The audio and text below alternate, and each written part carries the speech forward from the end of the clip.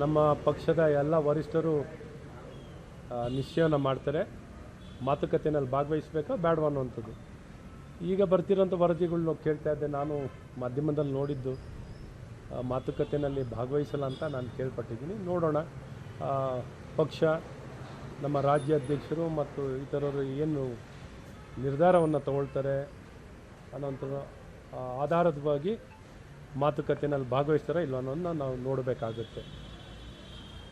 ಮುಖ್ಯವಾಗಿ ಎಲ್ಲೋ ಒಂದು ಕಡೆ ಕಾವೇರಿ ನೀರಿನ ವಿಚಾರದಲ್ಲಿ ರಾಜ್ಯದ ಹಿತವನ್ನು ಕಾಪಾಡೋದ್ರಲ್ಲಿ ಕಾಂಗ್ರೆಸ್ ಸರ್ಕಾರ ವಿಫಲವಾಗಿರುವಂಥದ್ದು ಭಾಳ ಸ್ಪಷ್ಟವಾಗಿ ಎದ್ದು ಕಾಣ್ತಿದೆ.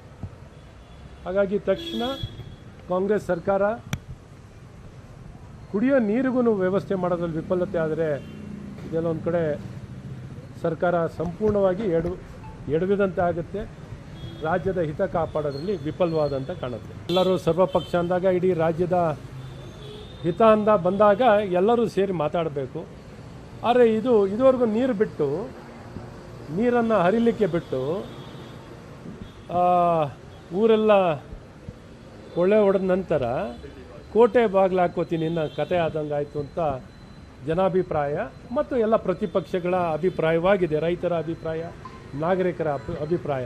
ಹಾಗಾಗಿ ಬಿಸಿ ತುಪ್ಪ ಆದಾಗ ಅವ್ರು ಯಾವಾಗ ನುಂಗ್ಲಿಕ್ಕಾಗಲ್ಲ, ನಿರ್ವಹಣೆ ಮಾಡಲಿಕ್ಕಾಗಲ್ಲ ಅಂತ ಸವಾಲು ಬಂದಾಗ ಈ ರೀತಿ ಸರ್ವಪಕ್ಷ ಕರೆಯುವಂಥದ್ದಾಗ್ತಿದೆ. ಹಾಗಾಗಿ ಎಲ್ಲ ಒಂದು ಕಡೆ ಪ್ರತಿಪಕ್ಷಗಳಿಗೆ ಈ ಮುಂಚೆ ಯಾಕೆ ಕರೆದಿಲ್ಲ ಅನ್ನೋವಂಥ ಪ್ರಶ್ನೆ ಉದ್ಭವ ಆಗಿದೆ.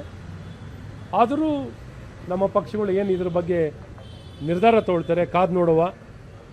ಸರ್ವಪಕ್ಷ ಸಭೆಯಲ್ಲಿ ನಾವು ಭಾಗವಹಿಸ್ತೀವ ಇಲ್ಲ ಅನ್ನೋಂಥದ್ದು ನಮ್ಮ ಪಕ್ಷದ ವರಿಷ್ಠರು ನಿರ್ಧಾರ ಮಾಡುವಂಥದ್ದಾಗುತ್ತೆ. ನಮ್ಮ ಪಕ್ಷದ ಎಲ್ಲ ವರಿಷ್ಠರು ನಿಶ್ಚಯನ ಮಾಡ್ತಾರೆ. ಮಾತುಕತೆಯಲ್ಲಿ ಭಾಗವಹಿಸಬೇಕಾ ಬೇಡವಾ ಅನ್ನುವಂಥದ್ದು. ಈಗ ಬರ್ತಿರೋಂಥ ವರದಿಗಳನ್ನ ಕೇಳ್ತಾ ಇದ್ದೆ. ನಾನು ಮಾಧ್ಯಮದಲ್ಲಿ ನೋಡಿದ್ದು ಮಾತುಕತೆಯಲ್ಲಿ ಭಾಗವಹಿಸಲ್ಲ ಅಂತ ನಾನು ಕೇಳ್ಪಟ್ಟಿದ್ದೀನಿ. ನೋಡೋಣ, ಪಕ್ಷ, ನಮ್ಮ ರಾಜ್ಯ ಅಧ್ಯಕ್ಷರು ಮತ್ತು ಇತರರು ಏನು ನಿರ್ಧಾರವನ್ನು ತಗೊಳ್ತಾರೆ ಅನ್ನೋಂಥ ಆಧಾರದವಾಗಿ ಮಾತುಕತೆಯಲ್ಲಿ ಭಾಗವಹಿಸ್ತಾರೆ ಇಲ್ಲ ಅನ್ನೋದನ್ನ ನಾವು ನೋಡಬೇಕಾಗುತ್ತೆ. ಮುಖ್ಯವಾಗಿ ಎಲ್ಲೋ ಒಂದು ಕಡೆ ಕಾವೇರಿ ನೀರಿನ ವಿಚಾರದಲ್ಲಿ ರಾಜ್ಯದ ಹಿತವನ್ನು ಕಾಪಾಡೋದ್ರಲ್ಲಿ ಕಾಂಗ್ರೆಸ್ ಸರ್ಕಾರ ವಿಫಲವಾಗಿರುವಂಥದ್ದು ಭಾಳ ಸ್ಪಷ್ಟವಾಗಿ ಎದ್ದು ಕಾಣ್ತಿದೆ. ಹಾಗಾಗಿ ತಕ್ಷಣ ಕಾಂಗ್ರೆಸ್ ಸರ್ಕಾರ ಕುಡಿಯೋ ನೀರಿಗೂ ವ್ಯವಸ್ಥೆ ಮಾಡೋದ್ರಲ್ಲಿ ವಿಫಲತೆ ಆದರೆ ಇದೆಲ್ಲೊಂದು ಕಡೆ ಸರ್ಕಾರ ಸಂಪೂರ್ಣವಾಗಿ ಎಡವಿದಂತೆ ಆಗುತ್ತೆ. ರಾಜ್ಯದ ಹಿತ ಕಾಪಾಡೋದ್ರಲ್ಲಿ ವಿಫಲವಾದಂತ ಕಾಣುತ್ತೆ. ಎಲ್ಲರೂ ಸರ್ವಪಕ್ಷ ಅಂದಾಗ ಇಡೀ ರಾಜ್ಯದ ಹಿತ ಅಂದ ಬಂದಾಗ ಎಲ್ಲರೂ ಸೇರಿ ಮಾತಾಡಬೇಕು. ಆದರೆ ಇದುವರೆಗೂ ನೀರನ್ನು ಹರಿಲಿಕ್ಕೆ ಬಿಟ್ಟು ಊರೆಲ್ಲ ಕೊಳ್ಳೆ ಹೊಡೆದ ನಂತರ ಕೋಟೆ ಬಾಗಿಲು ಹಾಕೋತೀನಿ ಅನ್ನೋ ಕತೆ ಆದಂಗೆ ಆಯಿತು ಅಂತ ಜನಾಭಿಪ್ರಾಯ ಮತ್ತು ಎಲ್ಲ ಪ್ರತಿಪಕ್ಷಗಳ ಅಭಿಪ್ರಾಯವಾಗಿದೆ. ರೈತರ ಅಭಿಪ್ರಾಯ, ನಾಗರಿಕರ ಅಭಿಪ್ರಾಯ.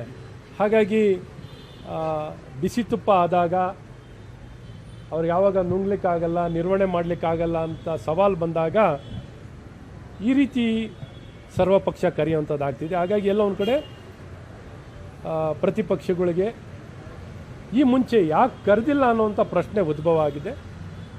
ಆದರೂ ನಮ್ಮ ಪಕ್ಷಗಳು ಏನು ಇದ್ರ ಬಗ್ಗೆ ನಿರ್ಧಾರ ತಗೊಳ್ತಾರೆ ಕಾದು ನೋಡುವ. ಸರ್ವಪಕ್ಷ ಸಭೆಯಲ್ಲಿ ನಾವು ಭಾಗವಹಿಸ್ತೀವ ಇಲ್ಲ ಅನ್ನೋಂಥದ್ದು ನಮ್ಮ ಪಕ್ಷದ ವರಿಷ್ಠರು ನಿರ್ಧಾರ ಮಾಡುವಂಥದ್ದಾಗುತ್ತೆ.